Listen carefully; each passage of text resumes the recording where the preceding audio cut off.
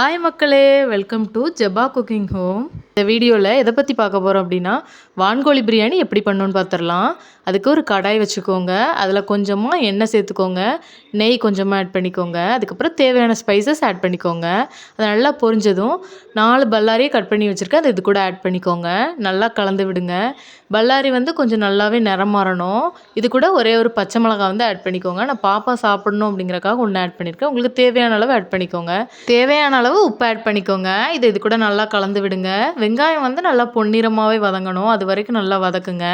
பிரியாணிக்கு மெயினாக பொன்னிறமாக வெங்காயம் வதங்குச்சு அப்படின்னா நல்லாயிருக்கும் டேஸ்ட்டாக. இந்த அளவுக்கு வதக்கிக்கோங்க. அதுக்கப்புறம் 3 மீடியம் சைஸ் தக்காளி வந்து இது கூட ஆட் பண்ணியிருக்கேன்.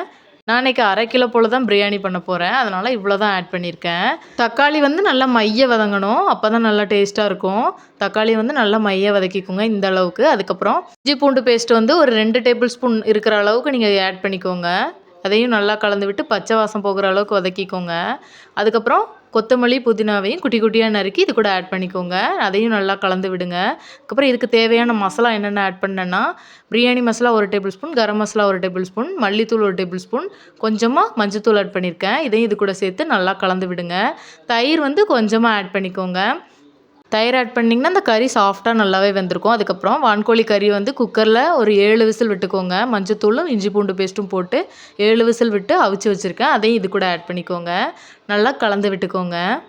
7 விசில் விட்டால் தான் இது நல்லா வேகும். இது மட்டன் மாதிரி தான், ரொம்ப நேரம் ஆகும் வேகிறதுக்கு. அதனால் நீங்கள் விசில் விட்டு அதுக்கப்புறம் பிரியாணி செஞ்சிங்கன்னா நல்லாயிருக்கும். அதுக்கப்புறம் இந்த தண்ணியை வந்து இது கூட ஆட் பண்ணிக்கோங்க, நீங்கள் வேக வச்ச தண்ணியை. நான் வந்து 1 உலக்கு அரிசி சேர்த்தேன், அதனால் அதுக்கு வந்து 1.5 உலக்கு தண்ணி ஊற்றணும். இது வந்து நீங்கள் நல்லா கொதிச்சதுக்கப்புறம் அரிசி ஆட் பண்ணுங்கள். மூடி போட்டு மூடி வச்சிங்கன்னா நல்லாவே கொதிச்சிரும். அதுக்கப்புறம் அரிசியை வந்து இது கூட ஆட் பண்ணிக்கோங்க. அரிசி வந்து ஒரு 3/4 பதத்துக்கு நல்லா வெந்ததுக்கப்புறம் தான் நம்ம தம் போட போகிறோம். அதனால் இப்போ ஒரு மூடி போட்டு மூடி வச்சிடலாம். அதுக்கப்புறம் கொஞ்சம் நேரம் கழித்து ஒரு 5 நிமிஷம் கழித்து ஓப்பன் பண்ணி பார்த்தா இந்த அளவுக்கு நல்லா தரன்னு கொதிச்சிரும்.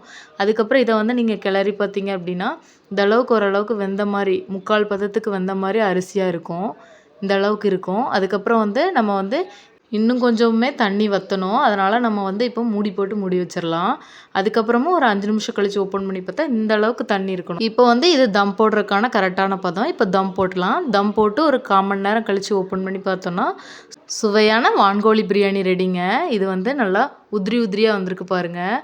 பார்க்கும்போதே சாப்பிட்ணும் போல் இருக்கும், அவ்வளோ சூப்பராக இருக்கும். இதை வந்து நீங்கள் ட்ரை பண்ணி பாருங்கள். உண்மையாகவே ரொம்பவே நல்லா இருந்துச்சு. இந்த மாதிரி ரெசிபிஸ் பார்க்கணுன்னா மறக்காமல் என்னோடய சேனலை சப்ஸ்கிரைப் பண்ணிக்கோங்க. இதை வந்து நீங்கள் ட்ரை பண்ணி பார்த்துட்டு எப்படி இருந்துச்சுன்னு மறக்காமல் கமெண்டில் சொல்லுங்கள். மறக்காமல் என்னோடய சேனலை சப்ஸ்கிரைப் பண்ணிக்கோங்க. பக்கத்தில் இருக்க பெல் ஐக்கானை கிளிக் பண்ணிக்கோங்க. அப்போ தான் நான் போடுற வீடியோஸ் உங்களுக்கு தொடர்ந்து வரும். தேங்க்ஸ் ஃபார் வாட்சிங்.